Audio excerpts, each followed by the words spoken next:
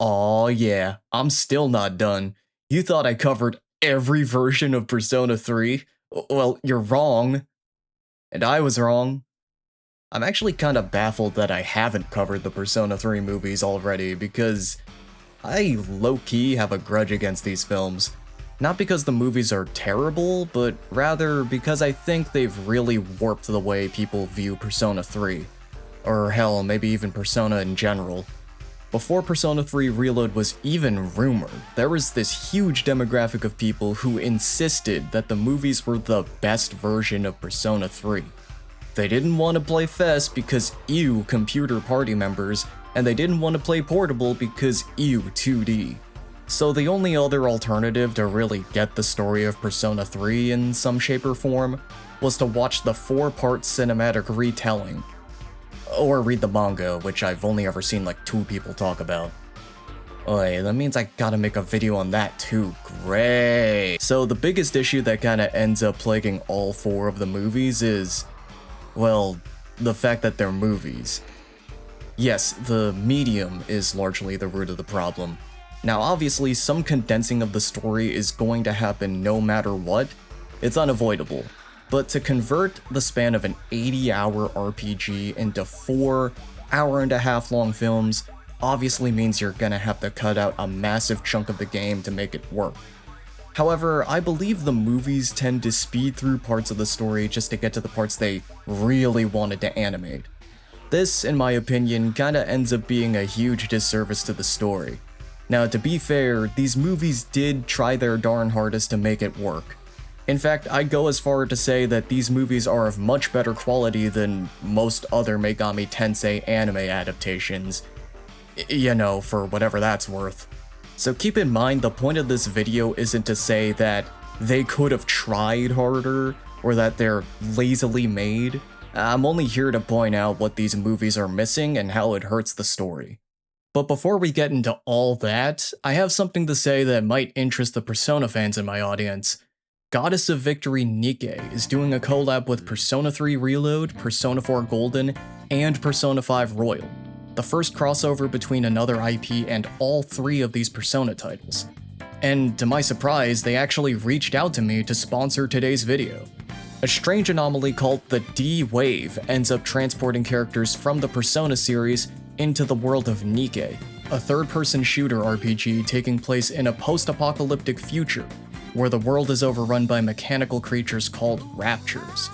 In this event, the Persona characters will help you investigate a strange illness causing people to lose consciousness throughout the underground society known as the Ark.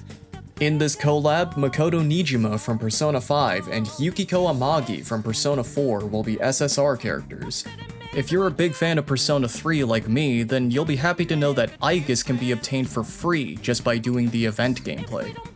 She also fits in quite well in this game, as she too is a combat machine, much like the Nikkes in the game, who explores her own humanity. This collab also features a new Phantom Thief costume, as well as the iconic tracks Wake Up, Get Out There, and Life Will Change from Persona 5. Use my link in the description or pinned comment to download the game and play through this event before it ends. Okay, enough stalling. Time to painstakingly dissect each of these movies one by one. I'm not gonna bother with any in-depth summary, I'm just gonna assume that you've seen these movies and know what I'm talking about. Also, it goes without saying, huge spoilers for both the Persona 3 games and movies. So the first movie, Spring of Birth, is actually pretty solid, mainly because it doesn't skip forward too much like the next movie does. Movie 1 properly utilizes the first few arcs of the game to explore the characters, so spanning from April to around early June. The movie's interpretation of the protagonist is Makoto Yuki, who is given a very blunt and apathetic demeanor. It's taken to an extreme degree to the point where you might even start to dislike him at first. But this kinda ends up working to the advantage of Yukari's character, as it allows the story to explore a slightly different dynamic between her and the protagonist. Like, throughout the first half of the movie, she's trying her darn hardest to be kind and understanding towards Makoto, and this guy is just constantly a dick to her. Upon entering the dorm, Yukari and Mitsuru introduce themselves, and then Makoto just walks right past them without saying a word. doesn't even bother to ask for the key to his room. He just doesn't want to talk to these people, well, what can I say? When the dorm is being attacked by a huge shadow, he doesn't even bother trying to get out of the way, he just stares at it, and then Yukari has to jump in and save him, getting her leg cut by some glass in the process. Damn, I feel so bad for this girl. It's not until she's literally about to get killed that his fight or flight response finally kicks in. Makoto's aloof nature actually does come with some perks though. It makes him a pretty ruthless fighter. No fear or hesitation, he just goes all in. Yukari actually starts to resent him and his lack of self-preservation, and how Makoto doesn't actually have a sense of motivation to fight back against the shadows. He's just doing it because they asked him to. It even gets to the point where she snaps at him, saying he shouldn't bother going with them if he's not even interested. And then he actually obliges and stays back at the dorm. Not gonna lie, I actually kind of appreciate there being some friction between the team, during these earlier parts of the story. I remember watching this movie with a friend who has never played Persona 3. I asked him which character he liked the best after we finished watching. He said Yukari because, quote, she's the most reasonable character. And I kind of agree with him, especially after my rewatch. Something else they end up expanding a bit more is the friendship between Fuka and Natsuki. Or rather, they take it in an interesting direction. They use Makoto as sort of the catalyst for them reconciling. Makoto actually witnesses Fuka getting bullied by her friends, and she explains that she puts up with it because she cares about Natsuki and doesn't want to see her hang out with a bad crowd and get hurt. These sentimental words surprisingly impact Makoto quite a bit. Makoto is also the one to tell Natsuki how much Fuka cares when she goes missing, which ultimately leads to Natsuki apologizing to Fuka. And once again, it's the bond between Fuka and Natsuki that urges him to save his friends, even after they told him to stay behind. So sure, while Makoto is initially an antisocial person, it gives the moments where he learns to value the people around him more weight. In the game, this was only an implicit thing from the player's perspective. The only real complaint I have about this movie, which will extend to the next 3 movies as well, is the lack of social link presence, outside of brief cameos. Look, I get it, they didn't have enough room to fit that into the 4-movie format. But the social links could have played an integral role in Makoto's character arc, in learning to appreciate people, making time for them, and confiding in their problems. The social links are also like, most of the game? Maybe they should have made this adaptation 5 movies, so they could leave a little bit of room for the social life part of the game. These could tie into both Makoto's long-term character arc, and potentially tie into the big shadow encounters. Kind of like how the train game at the arcade is how Makoto knew how to stop the real train. But no, there has to be 4 movies for the 4 seasons, guys, do you get it? Now I know some wise guys in the comments are probably gonna say, the social links in P3 suck anyway. But I want you to think about this rationally for a second. I've seen a lot of people turn around on Persona 3 social links after Reload gave them all voice acting. Just having a unique take on these characters given by a good voice actor can go a long way. Now, imagine how much sooner we could have had this effect if the movies included even just a little bit of the social links. Hell, I'd argue part of the reason people are fond of Persona 4 social links is because of their inclusion in the anime adaptation. Don't believe me? Think about this. The Persona 4 anime made people fall in love with a joke character, to the point where people are clamoring for her inclusion in Persona 4 Revival, some even wanting her to become a social link. Seriously, why do people want this? Point being, despite the movie's greatest strengths, it's still held back by the limitations of its medium.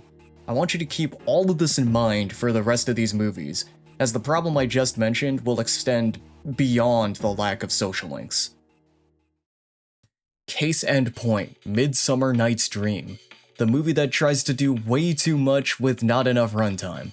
Immediately starts at the Love Hotel. We completely skip over the tension and distrust between Yukari and Mitsuru. Then the game immediately skips to fan service. In the meanwhile, the movie takes the time to introduce Strega and establish Ken and Shinjiro meeting.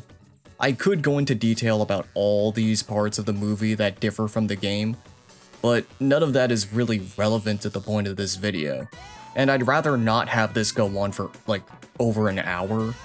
If it sounds like I'm going through all these parts lightning fast, that's because the movie does exactly that. They rush to the Yakushima trip so they can focus on that and also introduce Aigis, I guess. The only line that particularly stood out to me in all this was the part where Makoto cheers Yukari up after seeing the video of her father dying. He assures Yukari that her quest to find the truth wasn't all for nothing. To him. Just to him. He remarks how he's found a lot of meaning in getting to meet everyone through coming together to fight off the shadows. Remember that for later. The movie scattershots a whole bunch of setup across July and a little bit of August, before skipping all the way to September and finally deciding to settle on a single plot thread halfway through the movie. Look, the only thing you really need to know is that this movie is about Ken, Shinjiro, and Makoto, kind of. To explain it all cohesively, Ken doesn't actually remember who killed his mother. His memory is hazy. He and Koromaru end up joining way earlier in the movies than they do in the games, both being present at the August full moon operation, while in the games they don't join until after. Actually, scratch that, Shinjiro is there too, as he jumps in at the last minute to save them. Strega were the ones who informed him of Ken joining Seas, leading Shinjiro to follow suit. Ken develops an admiration for Shinjiro, and this creates some pretty good drama when Ken comes to the realization that his hero was who killed his mother. It also adds even more guilt on Shinjiro's shoulders as Ken grows more attached to him. Let's go back to that thing I mentioned, with Makoto being glad he met everyone in Seas. They poke this idea around a couple times throughout the movie. Makoto has been grinding Tartarus a lot off-screen, and everyone actually starts to question what life will be like after the Dark Hour ends. Strega even kinda sway Makoto with their spiel about their lives being meaningless without the Dark Hour. This all culminates on October 4th. Another massive time skip, of course. Everything here is largely the same, except Makoto hesitates while fighting the full moon shadows, leading them to getting trapped. So Makoto ends up denying everyone the potential chance to intervene before Takaya could kill Shinjiro. I'd be open to exploring this idea, but then the movie just ends. Okay, first grievance with this movie. The notion that it fixed Ken and Shinjiro's character arcs. I already explained in my massive Persona 3 retrospective oh so long ago that Shinjiro is meant to die before tying up any loose ends or overcoming his regrets, because that's just how people die sometimes. Death doesn't wait, it can blindside you when you think you're invincible, just like it did with Seas. People also act like Shinjiro just doesn't exist before he joins your party, when he is a recurring character throughout the story up to the point he joins. You see several conversations between him and Akihiko. Ken's dilemma is interesting in this movie, but just like Makoto's character arc, it's just completely cut off after Shinjiro dies. Second grievance. How people use this movie to perpetuate this false notion that nothing happens in the middle of the game. See, even the movie knows that, it skips almost all of it. That is just false. If you played the game, you'd recognize that they definitely rearranged a bunch of the events in the story. In the games, the month of August is relegated to introducing Ken and Koromaru to the party, as well as establishing Junpei and Chidori's relationship, which is completely cut from this movie. You get a single scene where he gets a brief glance at her. They acknowledge it later, but I guess we should just talk about the next movie. I probably have the least to say about the third movie, Falling Down. The movie immediately opens up with the Hanged Man boss fight.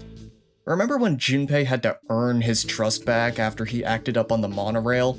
Apparently the same cannot be said about the protagonist. The other characters never address his mistake again. I know Shinjiro had to die either way, but they made it a point to show his hesitation and how he dragged out that fight. Instead, the movie has Pharaoh's exposition dump what Makoto's character arc is gonna be, then they speed run killing Mitsuru's dad, then jump straight into Ryoji's introduction and his bond with the protagonist. He also spends a large amount of this movie explaining Makoto's headspace. Do I even have to explain what his character arc is in this movie? The character's already stated several times. We're not done speedrunning, by the way. They speedrun showing as many social link cameos as possible, most of them don't speak, and heavily condense Junpei and Chidori's relationship. They put all of it in this movie. They even moved Chidori kidnapping Junpei to the beginning of this movie, which doesn't really mean much because their relationship hasn't even been established yet. Oh yeah, this means Junpei was present during the September operation. It's like watching the opening of Fess and then you get the sneaking suspicion that something is off. Yeah, I don't know, this relationship just doesn't have as much weight without actually getting to see it unfold over a course of a long period. They give you the Cliff Notes version, so they explain the crux of their relationship, but do you feel any sort of attachment to these two? Not really, not unless you've already played the game. Oh, well obviously the movie is made for people who played the games, so they don't have to give you the full depth of the story. Oh yeah? Well, I could make the exact same excuse for Digital Devil story Megami Tensei. You're not gonna understand quite a bit of it unless you read the book, but that's not a problem. This movie was made for the people who read the book. Cool, but most people are still gonna say it's mid. No one needs to make this excuse for the Persona 4 anime, for instance, or hell, even other anime adaptations of other media. You can still enjoy the Vampire Hunter D movies before reading the books.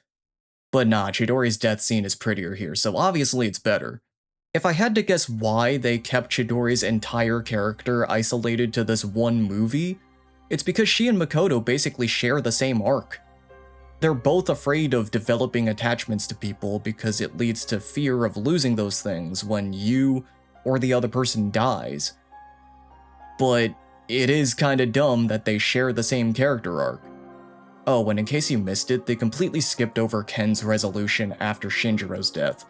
Or rather, they relegated to a single line at the beginning of the movie. They also relegate Akihiko's scene at Shinji's memorial to a flashback. Gee, it's almost like the middle of the game was too jam-packed, so they moved some of it here.